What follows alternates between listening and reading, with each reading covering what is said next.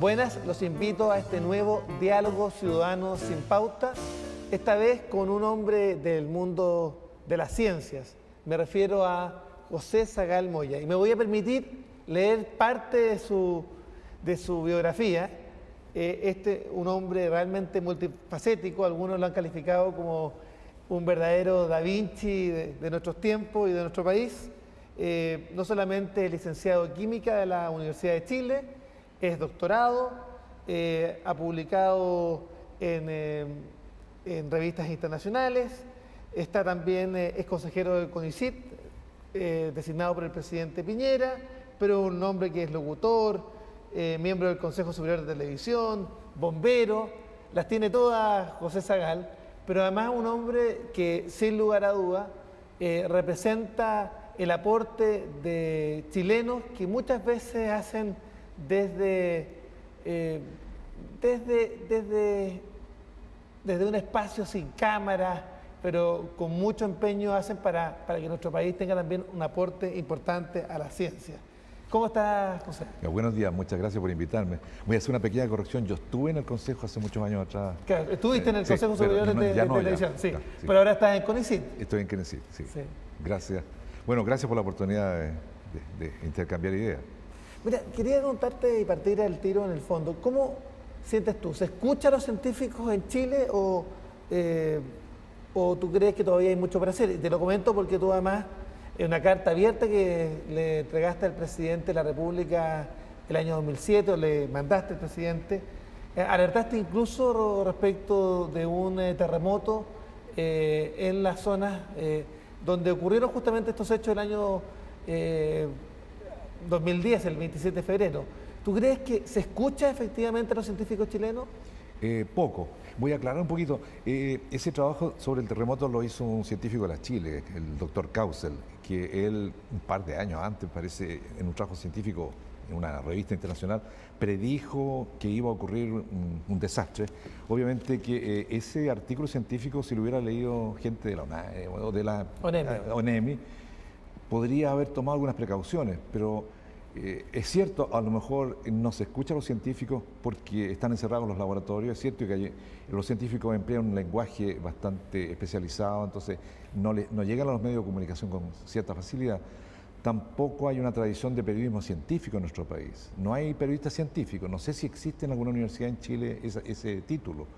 Entonces, al científico le cuesta comunicarse. Es como el médico cuando uno le explica, mire, usted y uno no le entiende nada. Un científico le explica a una persona en la calle algo y no le entiende. Entonces, falta obviamente esa comunicación en la prensa, sobre todo, porque para que lo lea una persona común y corriente tiene que entender de qué se trata, obviamente. ¿Y de quién es esa responsabilidad? ¿Del mundo de la política? ¿También del mundo de los medios de comunicación? Yo creo que las responsabilidades son compartidas. Nosotros tenemos como científicos el deber de tratar de proyectarnos, los periodistas tienen el deber de escucharnos, la política tiene que también el deber de escuchar a los científicos. Voy a dar un ejemplo así dramático de cómo un científico fue escuchado y cambió el curso de la historia. Esto todo el mundo lo conoce, pero sería bueno traerlo a colación. Einstein advirtió al presidente Roosevelt durante la Segunda Guerra Mundial que los alemanes estaban trabajando la bomba atómica muy aceleradamente. Se lo explicó con otras palabras: existen unas nuevas formas de energía capaces de producir destrucción masiva. Los alemanes están avanzando muy rápido en esto.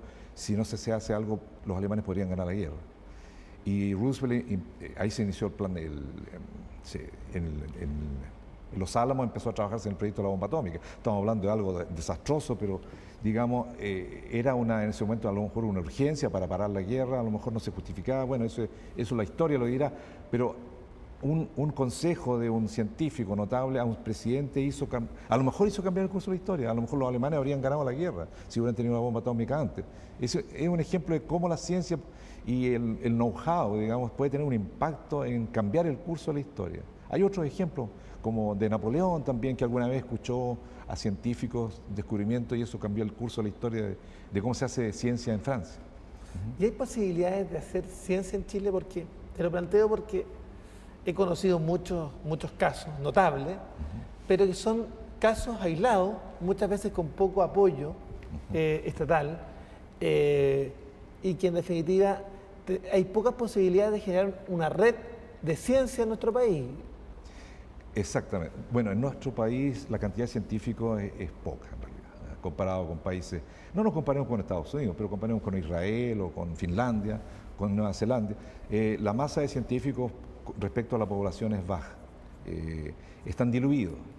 Además, los científicos, que son pocos, además están muy ocupados, además haciendo clases, por ejemplo. Esto no es una crítica de que un científico no tenga que hacer clases, pero en la universidad, la ciencia se hace fundamentalmente en las universidades. Y en las universidades los científicos tienen que hacer muchas cosas además de ciencia. Y para hacer ciencia realmente de frontera hay que tener gente concentrada el 100% en eso. Y no hay científicos 100% en Chile, no hay científicos puros, digamos. Todos los científicos hacemos clases, estamos metidos en N cosas. Entonces, para lograr avances grandes hay que tener una masa de gente dedicada a eso en centros. Bueno, eso se puede definir después como lo existe en países grandes. En Estados Unidos hay laboratorios nacionales, por ejemplo, que no son universidades donde hay científicos trabajando exclusivamente en investigación. En las mismas universidades americanas hay una masa de científicos que no son profesores, que son postdoc, que son research associates, hay una montonera de cargos, gente que hace investigación que no son profesores, están dedicados exclusivamente a eso. Entonces, los científicos en Chile hacen demasiadas cosas, no tienen el tiempo para hacer todo, es decir, no se aprovecha la potencialidad que ellos tienen porque están recargados. Pero ¿cómo además se aprovecha generar un sistema integrado? Porque además hay mucha duplicidad en estudios. Yo conozco científicos que están trabajando en Valparaíso y en Valdivia en un mismo tema, y hay poca posibilidad de compartir las experiencias, los resultados. ¿Será también que nuestro sistema de patentes también perjudica aquello, o no hay un sistema estatal que estimule compartir conocimientos, avances? Bueno, hay congresos, así que en los congresos de la especialidad, por ejemplo, de química, yo me encuentro con mis colegas que están trabajando en cosas parecidas. No, sí, hay discusión. Lo que pasa es que he visto de afuera pareciera que están aislados, pero realmente hay colaboración. Eso se nota a veces en las publicaciones. Uno publica un trabajo con alguien de Valparaíso, con alguien de la Chile, con la Católica, etcétera, la USACH. Pero hay programas que incentivan la asociatividad, de programas PIA, por ejemplo, programas anillos, que se junten científicos de distintas áreas, de distintas universidades, incluso del exterior, para formar anillos, núcleos de excelencia, los proyectos. Cuéntame, ¿qué tan frecuente eso? Porque esto es una novedad. No, existen esos programas, son pocos todavía. Siempre que alguien diciendo, pucha, a mí no me tocó nada, por ejemplo, yo trabajo en cáncer y no tengo ningún proyecto, pero siempre falta plata, falta plata. Pero faltan científicos también, yo creo que faltan las dos cosas simultáneamente. Por ejemplo, si de hoy a la mañana multiplicáramos por 10 la cantidad de plata para investigar, faltarían científicos, por ejemplo. No hay científicos suficientes en Chile para hacer para gastar esos fondos en investigación. Cuéntame, ¿y dónde tenemos que poner nuestro acento? Tenemos que ponerlos en las universidades, como tú has dicho, que tienen un rol importante en materia de innovación e investigación. Tenemos que ponerlo en la empresa, tenemos que ponerlo ¿dónde? ¿Dónde hay que poner el acento para los efectos de poder generar masa crítica? Bueno, yo hablaría en francés, yo pondría el acento en muchos lugares.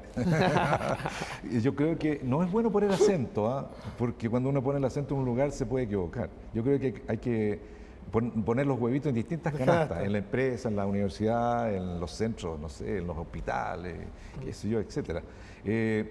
Yo creo que hay que definir acentos, y esos acentos son las áreas prioritarias. Por ejemplo, los proyectos de la CONICYT en áreas prioritarias definieron que, por ejemplo, la energía solar es importante, los terremotos son importantes, los estudios de las etnias son importantes. Ahora, este es un diálogo de muchos años que se escucha qué pasa que la empresa invierte poco en investigación.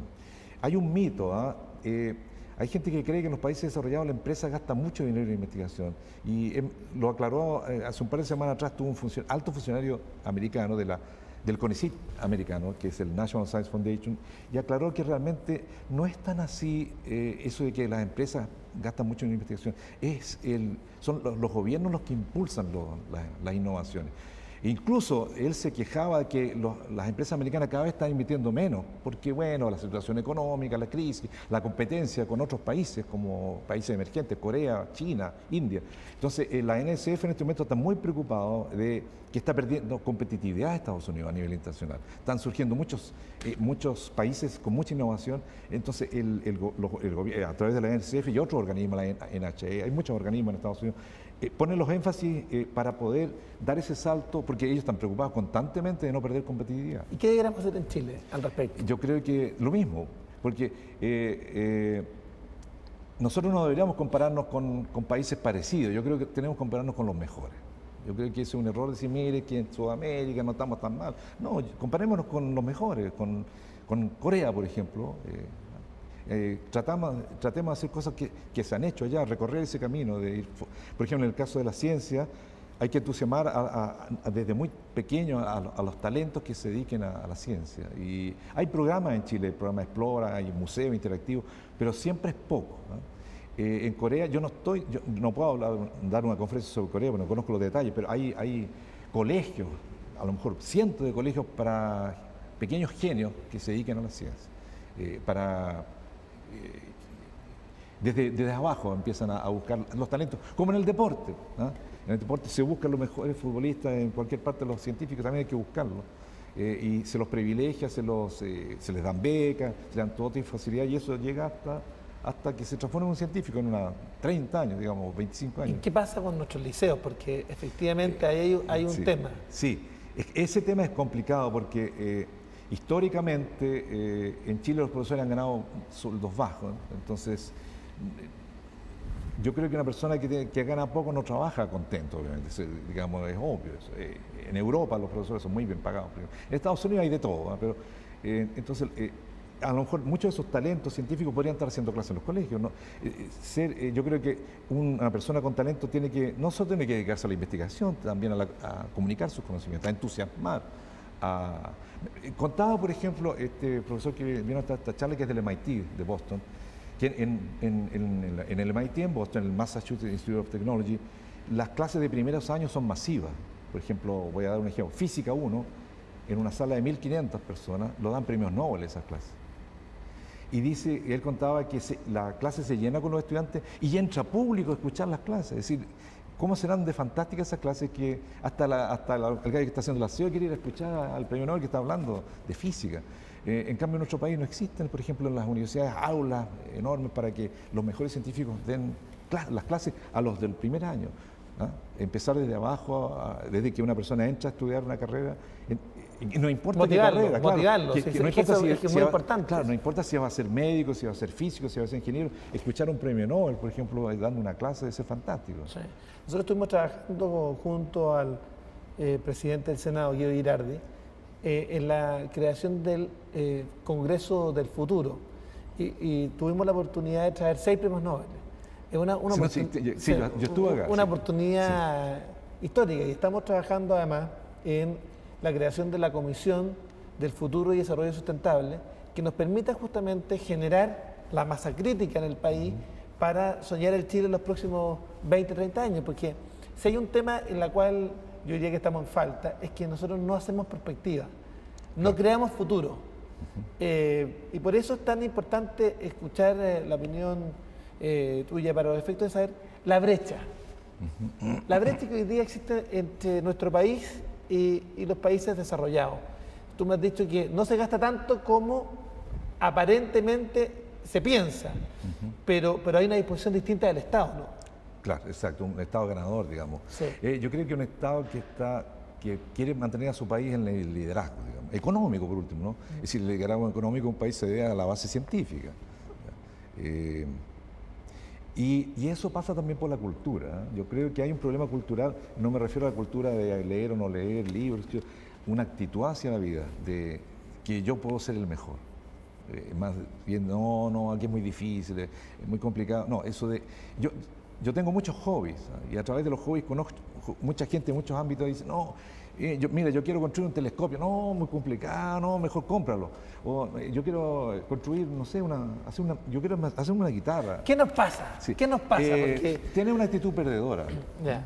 ¿Y tú crees que eso es parte también de la idiosincrasia? Hay una mentalidad perdedora, sí. Y que el éxito es como, a la gente que tiene éxito se le tiene envidia, ¿no?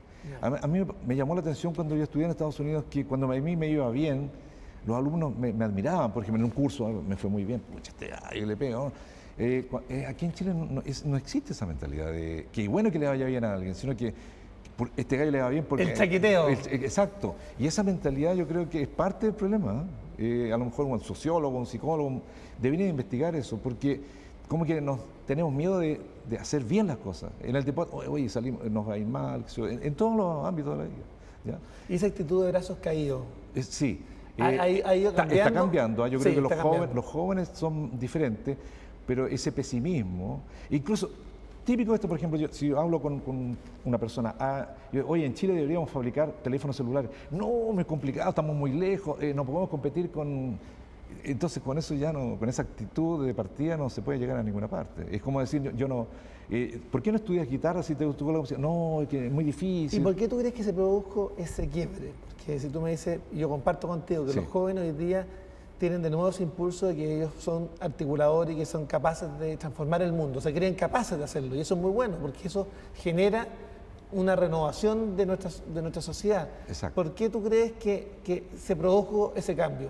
¿El modelo económico, el mundo de la información, las redes sociales, no sé? Yo creo que sí, yo creo que las redes sociales, el entorno, el internet, por ejemplo, ha cambiado mucho. Los jóvenes están siempre conectados, a la gente mayor le cuesta conectarse, entonces no tiene esa misma actitud. Ahora, la información. La información, sí.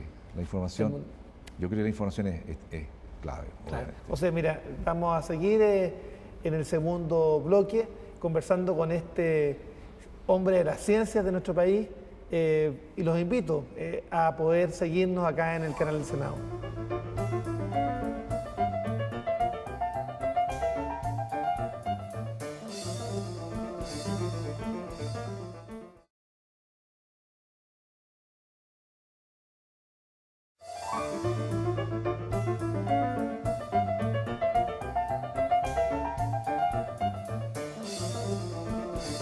Estamos hablando en este diálogo Ciudadanos sin Pauta con José Zagal, un destacado científico de nuestro país, miembro del Consejo de CONICYT, y con el cual hemos estado hablando respecto de si es posible en nuestro país generar masa crítica de la ciencia y también si los científicos son o no escuchados y cómo son capaces de dar el salto.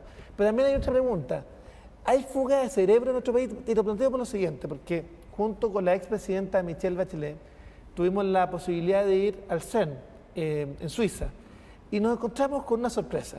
Primero, que muchos de los científicos a cargo de uno de los proyectos, yo diría, más emblemáticos y que busca recrear el Big Bang a través de este proceso de acelerador de partículas, muchos de ellos eran chilenos y particularmente la Universidad de Santa María de Valparaíso y la Universidad Católica de Santiago.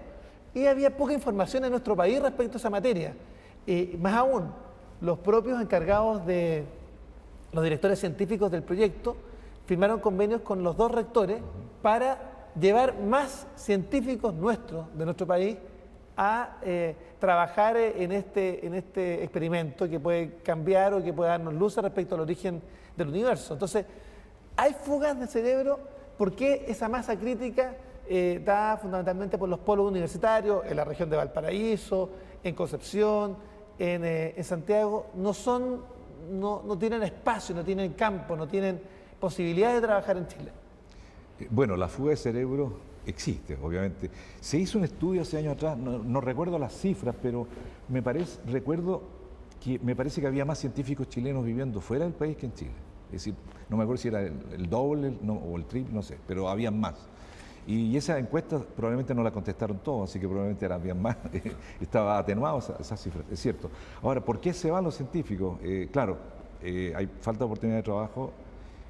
También, si uno tiene trabajo, no tiene la exquisitez que puede tener un laboratorio. El reconocimiento. El reconocimiento por un lado y también el equipamiento, claro. Es más rápido hacer carreras científicas afuera que acá. Yo creo que eso le pasa también a los artistas. Bueno, Claudio Rauch se quedó en Europa, etcétera, Mata también. Le pasa a los intelectuales en general que nuestro país estamos como un poquito alejados, obviamente, del mundo, pero si se crean las posibilidades de que la gente no se vaya. Por ejemplo, de China se iba mucha gente a trabajar a Estados Unidos. Cuando yo estudié en Estados Unidos hace 30 años atrás, estaba lleno de chinos estudiando. Muchos se quedaron en Estados Unidos, pero muchos volvieron a China. Yo creo que siempre va a haber una pérdida, obviamente, siempre hay un atractivo de irse a trabajar. Por ejemplo, si yo trabajo en física de partículas, me voy a Suiza, no voy a estar perdiendo el tiempo acá. Porque el científico al final anda persiguiendo la idea, cómo concretar su idea, y si no tiene las herramientas, o cambia la idea o se va. ¿Y qué te parece una idea loca? Un programa de retorno de cerebro, de sería promoción, fantástico. de estímulo, Sería con fantástico. posibilidades de acceder a investigación, porque hoy día la investigación puede hacerse en línea. Sí. Yo estimulé mucho a un gran científico de nuestro país a que se pudiera instalar en un centro de investigación científica aplicada, y donde el director científico de su centro es el director científico del CEN. O sea, es capaz de hacer este juego en línea hoy día.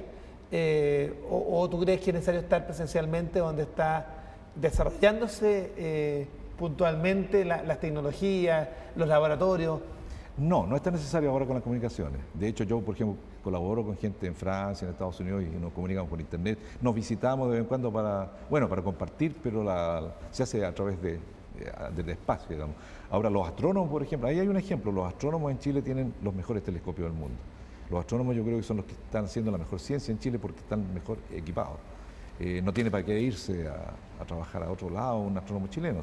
Estamos acá en la papa, digamos, tenemos los Al revés, vienen acá. Vienen extranjeros a trabajar acá, exacto. Pero hay un ejemplo de cómo, bueno, ahí tenemos condiciones especiales de cielo que nos permiten justamente realizar inversiones en nuestro país, pero efectivamente eso no es una característica que se pueda replicar en el resto de las ramas de la ciencia, ¿no?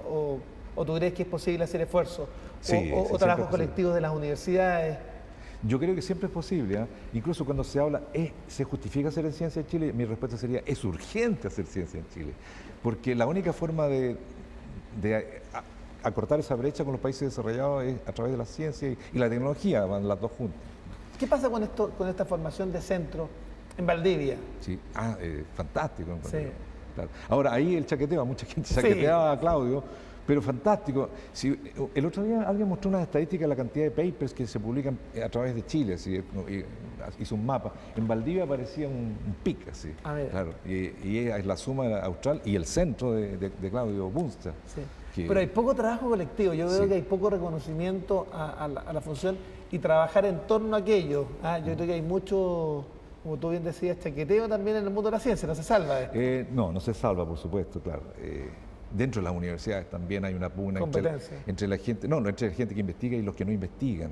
Yo creo que también hay un espacio enorme para crecer dentro de las mismas universidades. La cantidad de científicos, cuando digo, hablemos de investigadores mejor, porque yo podría meter a un jurista puede estar investigando en su disciplina. Hay poca investigación dentro de las universidades en Chile todavía, poca. Yo creo que un tercio, un cuarto, un quinto de la gente se dedican a labores creativas y el resto hacen clases. Y eso me parece que tiene que cambiar.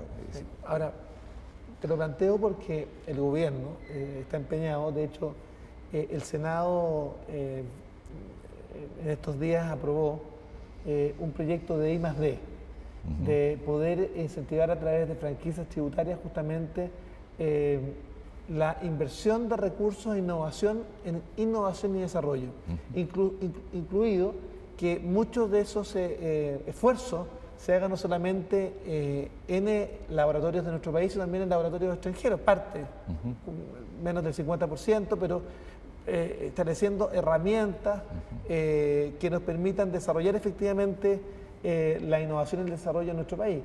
Y también es importante hoy día plantearlo con miras a la independencia tecnológica. Yo creo que es importante ir generando masa crítica y tecnología propia. Hoy día, si bien vivimos en un mundo globalizado, es importante ir generando también know-how local. Know-how local. Claro. Bueno, la minería, ahí hay un espacio enorme. Sí. Por ejemplo, el litio, voy a hablar un poquito del litio. Sí. El litio se usa en los celulares, en los computadores portátiles, sin embargo no tenemos ninguna fábrica de baterías de litio en Chile. Y tenemos una de las Tenemos la más rica de las fuentes, el yacimiento. Ni siquiera se fabrica litio en Chile como metal, como el cobre. Nosotros exportamos cobre, por suerte. No mineral de cobre, pero el litio se va como mineral, sin refinación, sin valor agregado. Entonces ahí tenemos un nicho importante también. En el norte. Además que va a ser clave en todos los temas energéticos del futuro, porque la conservación de las energías renovables no convencionales, se tiene que conservar esa energía y ahí es clave el litio. Yo veo autos eléctricos en el futuro andando con batería de litio, entonces hay una especie de petróleo el litio del futuro, ¿ah? Para en el caso del auto eléctrico. Y yo creo que hay un nicho que no se aprovecha en Chile, de hecho, se hace muy poco. ¿Qué pasa con eso? Porque hay una visión de corto plazo. Claro, hay que pagar las cuentas, digamos, Claro. es como tengo que pagar las cuentas. Los países siempre viven urgidos, pero la visión de largo plazo siempre tiene que existir. Es como, yo a veces veo una especie de metáfora, un país es como una familia, ¿no es cierto? En la familia hay prioridades, la comida, la ropa, etcétera, la luz, la calefacción, pero la educación de los niños es importante también. En el caso de la innovación, la investigación y el desarrollo, la comparo como en la familia la educación. Tenemos que formar gente en todas las disciplinas para crecer. Y además de pagar la cuenta de la luz y todo lo demás, de las trivialidades, digamos, los problemas de salud. Hacerse cargo de lo urgente, pero también de lo Es que lo futuro también es urgente. Claro, exactamente. Tienes razón, tienes razón. Claro. Es urgente mandar al niño al colegio, no puede dejar de ir al colegio el niño, ni a la universidad, ni nada. De lo importante y lo esencial. Es importante, de lo importante y lo esencial. Claro. Sí. Mira, yo adicionalmente quería plantearte, ¿con qué apoyo cuentas en tus proyectos? Porque yo sé que tú estás en varios proyectos innovadores, me gustaría que nos contaras algo de aquello. Yo no me quejo, Sí. yo creo que tengo financiamiento para hacer las cosas que estoy haciendo. Pero tú estás en un proyecto de microsensores, me gustaría Sí. que nos pudieras contar algo de eso. Bueno, tengo un proyecto de Fondesit de hacer sensores electroquímicos. Un sensor en el fondo es como una especie de lengua artificial. Por ejemplo, si yo quiero saber si un diabético si el azúcar está alto, está baja, en lugar de hacerle un análisis de sangre, mejor pincharlo y sacar. En vez de sacar una muestra, pincharlo con un electrodo y que ese electrodo diga, Claro. mire, tiene tanta glucosa. Esa es la idea más o menos. Simplificar, por ejemplo, esas cosas que son todavía engorrosas. ¿Y cómo hacen eso? Bien, ahora, de ahí a que se transforme en algo ya comercial. Tecnología masiva, pasa claro, hay un mucho paso, tiempo. sí. Sí. Esa es otra cosa que la gente no sabe. Los inventos toman mucho tiempo en llegar al mercado. Por ejemplo, la fotografía, 30, 40, 50 años, desde que alguien me inventó la fotografía hasta que se fundó la Kodak Company, pasaron 30, 40, 50 años. Entonces, para innovar hay que tener paciencia también. No se puede esperar resultados para mañana. Ahora, ¿tú crees que este proyecto de ley que envió el gobierno y que viene a aumentar las franquicias tributarias para la inversión en innovación y en desarrollo, ¿tú crees que puede significar un estímulo? Porque está aumentando dramáticamente las actuales franquicias para los efectos de estimular. ¿Pero tú crees que la empresa está disponible para invertir en innovación? ¿O tú crees que esto va a quedar en letra muerta? No, yo creo que siempre hay que crear ciertos estímulos. Obviamente a un empresario le interesa el lucro, que se usa mucho la palabra. Pero está demonizada la palabra. Claro, pero obvio, si yo tengo una fábrica de zapatos, quiero ganar plata con los zapatos. Ahora, si puedo innovar para hacer zapatos más baratos y mejores, claro, y si yo gano plata con eso, claro. Entonces, yo creo que sí. También hay otra cosa, en Israel, por ejemplo, no sé si todavía es vigente eso. En Israel, el instrumental científico, que es muy caro siempre, no paga impuestos, porque se considera material estratégico, como el armamento. Yo no sé si los militares pagan impuestos cuando compran un avión afuera, no sé.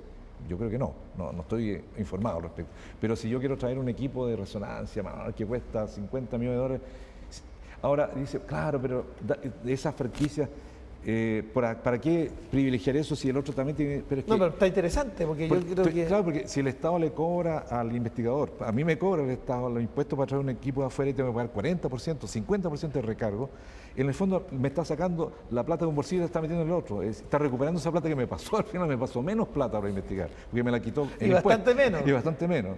Entonces, eso en todo tipo de equipos hay que pagar, y hay que pagar seguros también, porque hay equipos muy delicados. Por ejemplo, voy a inventar algo, un telescopio, traer un telescopio a Chile es complicadísimo porque es muy frágil, etc. Entonces, todos esos gastos, todos al final son grabados también. Entonces, por ese lado tampoco hay mucho estímulo. Si la investigación científica y tecnológica fuera considerada algo estratégico para el país, tendría a lo mejor bajo otra glosa, ¿no? Y volvamos a ti. Este experimento o esta experiencia con microsensores, si se logra desarrollar, ¿qué puede significar para Chile aquello? Bueno, un empresario se podría interesar en fabricar estos sensores y probar hospitales, pues exportarlo, claro. Así como claro, los finlandeses fabricaron el Nokia y lo exportan, nosotros podemos fabricar Nokia, digamos, o sensores o inventos. Yo creo que sí, todo es posible, yo creo que el límite es el cielo. Yo creo que no hay que ponerse límite. No, ninguno, en absoluto. Todo es posible. Yo creo igual, ¿eh? Sí. Y yo creo que eso hace la diferencia. Yo soy súper optimista y generalmente tengo razón. Es decir, siempre me resultan las cosas porque soy optimista. No sé, también esa actitud... ¿Qué pasa con esa actitud? Porque yo creo que eso también es un tema importante. ¿Cómo se le pone alma? Porque yo creo que cuando uno le pone alma a la acción, ya, sí, entiendo. Tiene capacidad transformadora, ¿o no? Bueno, la ciencia, yo creo que los mejores científicos no la hacen por ganar plata, no la hacen por hacerse famosos, bueno, a lo mejor sí les gustaría, pero la pasión. Cuando no hay pasión, las cosas no funcionan. Por ejemplo, yo te puedo contar, estamos trabajando en el laboratorio y salió algo interesante. Yo todo el domingo voy a estar pensando en el sistema y voy a estar conectado a internet leyendo sobre... No es que el domingo yo descanso, cuando uno tiene pasión por las cosas se hacen bien. Es. Y en la música, en el arte. Y yo creo que hay que... En la vida, al final. En la vida, claro. Gozar eso. Yo creo que es también el elemento que nos va a permitir cambiar la actitud típica del chileno, sociológicamente hablando. Yo diría, ponerle pasión a lo que se hace, ¿no? Una vez alguien me preguntó, oye, ¿tú cuándo sales de vacaciones? No, si yo estoy en vacaciones durante todo el año. ¿Y por qué? Porque estoy haciendo lo que me gusta. Mira. Entonces, si hago lo que me gusta, para mí no es trabajo eso. Yo me apasiona la ciencia y para mí es un placer hacerlo realmente. Bueno, los invito a seguir esta entrevista entretenida, llena también de algo de magia, con José Sagal, el Da Vinci chileno.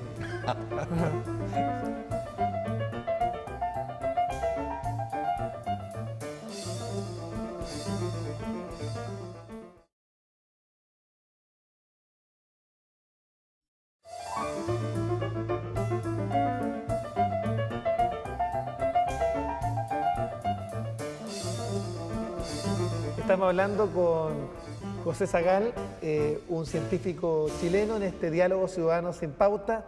Me han pedido también que diga académico de la USACH, un hombre que está poniéndole el cuerpo, el alma y la pasión a generar ciencia en Chile. Esto es muy, muy importante.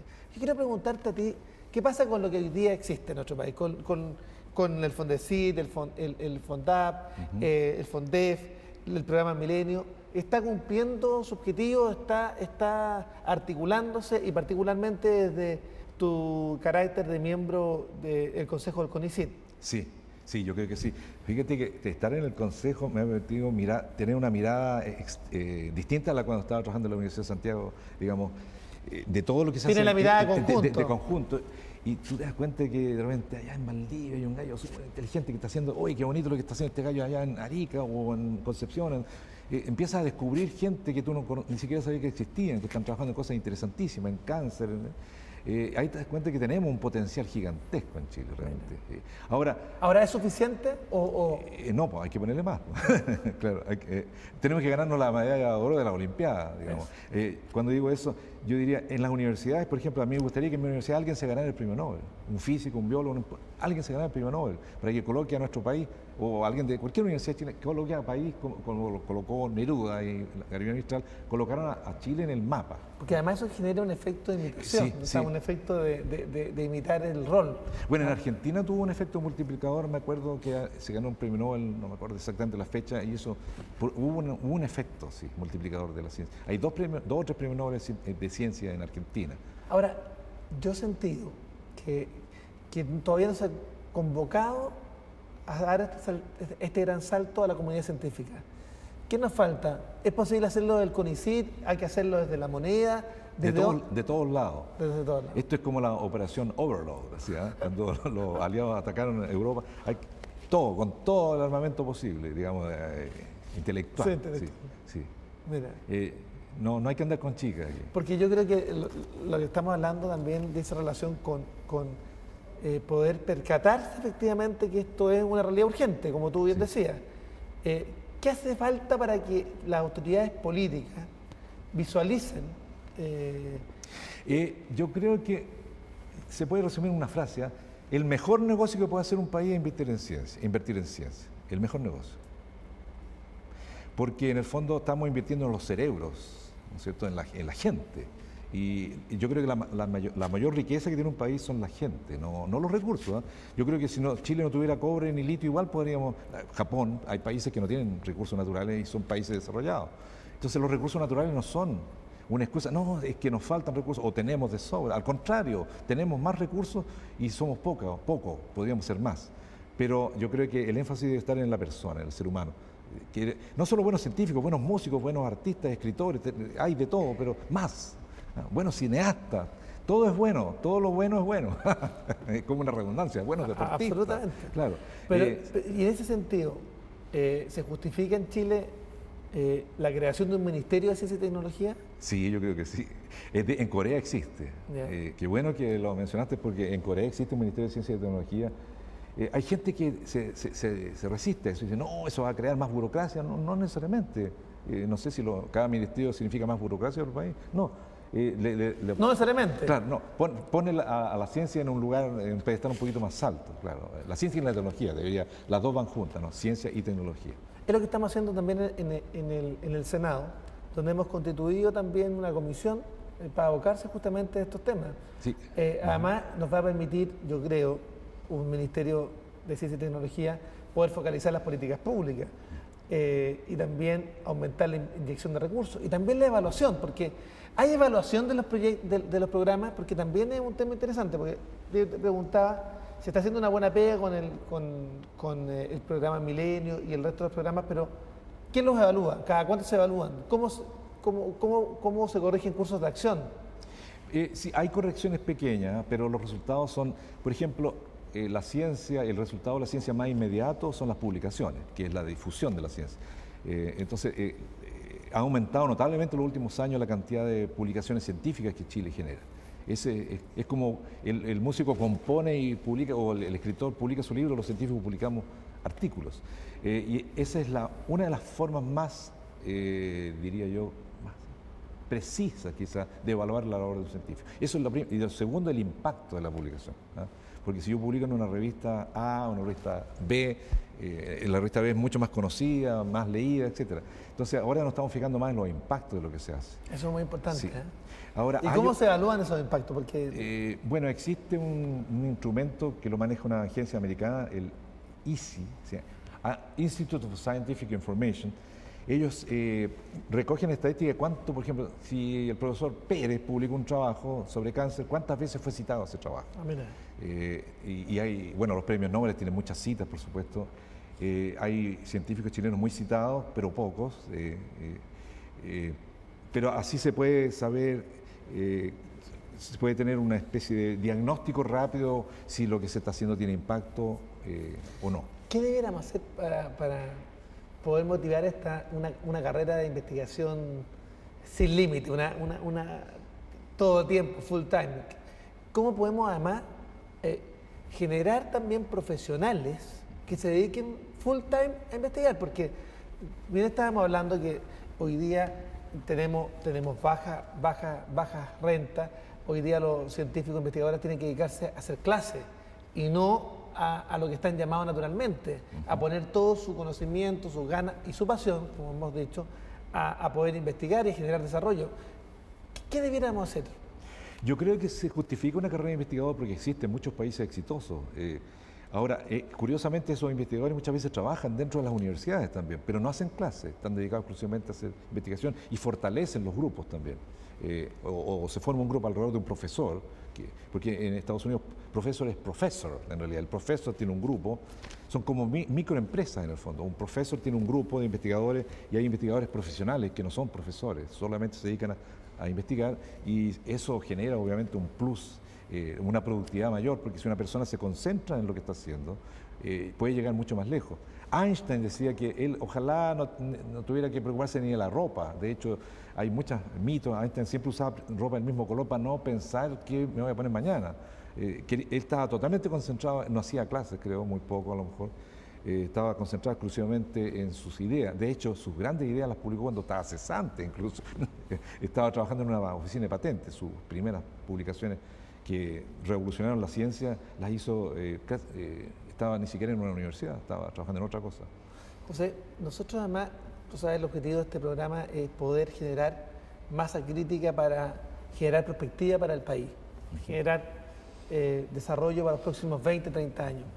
¿Cómo tú visualizas la ciencia en 20 años más en Chile? ¿Tú crees que estamos poniendo los estímulos y los recursos hoy día? Porque claramente en la ciencia los resultados son de largo aliento. No se forma un investigador de la noche a la mañana, hay que generar un proceso. ¿Cómo tú visualizas este proceso para el país? ¿Tú crees que estamos efectivamente poniéndole todo el ahínco que se requiere? ¿Y cómo tú esperas que sea la ciencia en Chile el 2020, el 2030? Yo creo que sí, se están poniendo los énfasis. La pregunta es, ¿deberíamos ir más rápido a lo mejor? ¿No? ¿Hasta cuánto aguanta el auto? ¿Hasta cuánto lo puedo acelerar antes que...? Yo creo que siempre hay espacio para mejorar. Por ejemplo, no creo que los mejores... si yo me saco un puntaje fantástico en la prueba, ¿qué carreras escojo? Las carreras más conocidas, no digamos las más rentables, a lo mejor, las más conocidas. ¿Cómo atraer a esos mejores puntajes a la física, a la biología, a la astronomía, a la ingeniería, por último, pero la ingeniería de innovación, a los investigadores en ingeniería? Yo creo que los sueldos son un factor importante, obviamente. La ciencia es una profesión, al final, no es un hobby. Yo creo que el sueldo es importante, el sueldo de los profesores también es importante para que hayan buenos profesores que formen buenos futuros científicos también. Yo creo que habría que mirar a Corea. Corea hace 60 años, 50, 60 años era un país, no era un país desarrollado para nada, o 50 menos a lo mejor. Habría que mirar lo que se hace en Finlandia. En ese sentido es bueno copiar también. Sí. No hay que inventar la rueda. No hay que inventar la rueda. Bueno, copiar con corrección. Así es, bueno, claro. Exactamente. Sí. Y adecuado a la realidad del país. De hecho, lo que estamos tratando de hacer es formar la Comisión Futuro y Desarrollo Sustentable, que justamente se creó en Finlandia y que permitió dar el salto cualitativo y cuantitativo al desarrollo. Y nosotros tuvimos la posibilidad de poder compartir con este diálogo social que se generó justamente en Finlandia, donde el mundo de la empresa, los trabajadores y las autoridades políticas se pusieron de acuerdo respecto al modelo de desarrollo. ¿Tú crees que eso hace falta en Chile? ¿Hace falta más diálogo? Cada uno está hoy día en nuestro país en su respectivo ámbito de desarrollo, pero no tenemos un afán de integrar. ¿Tenemos tarea pendiente ahí o no? Sí, yo creo que falta integrar, sí. ¿Y los científicos debieran estar también incorporados? Sí, hay que incorporarlos al palacio, digamos, o a las conversaciones sí. Bueno, en Estados Unidos, cuando los presidentes tienen problemas graves, recurren a los científicos. Eso te iba a preguntar, en Estados Unidos es parte del gabinete. Sí. Hay un par de científicos en el gabinete. Sí. Sí. Ahora, ¿cuál tú crees que debería ser el rol de la ciencia justamente en la definición de ese nuevo pacto social? Yo creo que los científicos deberían tener más participación en la toma de decisiones porque tienen el conocimiento, el entrenamiento. Por ejemplo, si yo traigo método. Si yo traigo a alguien que trabaja en cambio climático, él sabe lo que va a pasar en 30 años más si no hacemos tal cosa, él sabe, porque es especialista en eso, es como un médico. Si yo fumo mucho, voy a enfermar de cáncer. Esas opiniones de expertos son importantes para la toma de decisiones. ¿Por qué nuestro país, teniendo potenciales enormes, por ejemplo, en los temas de definición de materia energética, el mar, el sol, la geotermia, por nombrar tan solo algunos, la energía también hidroeléctrica, no hemos sido capaces de desarrollar y potenciar?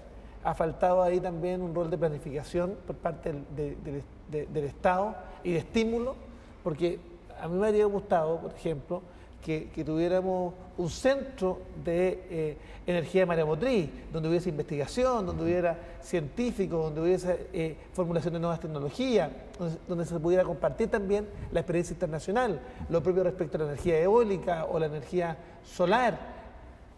¿Qué falta para eso? Yo creo que son recursos, obviamente. Para echar a andar esta maquinaria hay que tener personas trabajando. Bueno, en el tema de los terremotos hay poca gente que trabaja en sismología en Chile. Curiosamente que es un tema importante. Ahora en lo otro casi no hay gente en los temas que estaba recién mencionando. Entonces, obviamente que tenemos... Pero en las universidades como la tuya, sí. ¿Hay espacios para el desarrollo, para la investigación? ¿O simplemente no hay interés en aquellas áreas? No, sí, espacios físicos. No. Bueno, las universidades están con problemas económicos, entonces obviamente que tienen que resolver problemas urgentes de repente, pero en nuestra universidad la investigación es muy estimulada. Nosotros nos estimulan con ciertos incentivos a trabajar en eso, nos premian, digamos. Yo creo que hay muchas universidades que se estimulan interiormente la investigación, pero siempre hay carencia de recursos. José, estamos terminando el programa, pero yo quiero que antes que terminemos, tú sueñes el Chile del 2020-2030. Y me gustaría que tú me dijeras, mira, cuáles son tus deseos para que seamos capaces de ser país líder en ciencia y tecnología en 10, 20 años más. A ver, soñar no cuesta nada, pero los sueños se transforman en realidad. Así es, hay muchas oportunidades. Así lo creo yo. Sí. Si no tenemos norte, no Sí. tenemos sueño, no vamos a llegar a ninguna parte. Bueno, yo sueño con un Santiago, por ejemplo, donde los buses son eléctricos, Ya. donde no hay contaminación, donde hay la comunicación es muy simple, muy rápida. Yo sueño con un tren que me lleva a Puerto Montt en 5 minutos, no sé, estoy exagerando. No son exageraciones. Hay en Japón trenes que pueden andar a 500 kilómetros por hora. Un tren que me lleva a Arica, por ejemplo, es mucho más eficiente el transporte terrestre que el aéreo. Para levantar un avión de toneladas y llevarlo es muy ineficiente desde el punto de vista energético, muy caro. Entonces yo podría estar en Arica en un tren en 1 hora a lo mejor, un tren moderno, en 20 años más, ¿por qué no? Fabricado en Chile, en Maestranza, en Metal no sé cuánto, Company, etcétera, chilena. Ese sería tengo tantos sueños que no tengo tiempo para contarlos todos. No, pero ¿y los microsensores? Bueno, por ejemplo, que los hospitales usaran tecnologías nuestras también. En Cuba se hacen vacunas, curiosamente, y se usan ahí, que es un país relativamente pobre, ¿no? Nosotros podemos usar cosas. Si nosotros descubrimos una cura para tal cual enfermedad que es muy local, que a lo mejor las grandes farmacéuticas no están interesadas, porque la genética nuestra es distinta, esa medicina deberíamos usarla, desarrollarla nosotros. De hecho, hay medicamentos que no son tan efectivos, dependen de la etnia, de los genes, del genoma, etcétera. Y a un anglosajón le puede hacer bien algo para el corazón que le puede hacer a un japonés, no es tan bueno. Entonces nosotros somos distintos también. Entonces ahí hay espacios para crecer, en la salud hay espacios. Por ejemplo, en vez de traer un equipo de resonancia de Alemania que cuesta no sé cuántos toneladas de dólares, hacerlo acá. Los brasileños están haciendo ya equipos de ese tipo. Bien. Todo se puede hacer acá, todo. Es más caro a lo mejor, al principio. Claro, al principio es más caro, sí. Bueno, hemos tenido una entrevista entretenida con José Sagal, yo diría un hombre que le pone pasión a la ciencia y un hombre además que cree y tiene la convicción, y yo creo que también tiene la razón, de que es posible hacer los sueños realidad. Tiene el norte claro y no ha señalado cuál debiera ser el norte del país, de Chile, para poder llevar al año 2020, 2030, como uno de los países líderes en ciencia y tecnología. Muchas gracias por seguirnos en este diálogo ciudadano sin pauta. Hasta luego.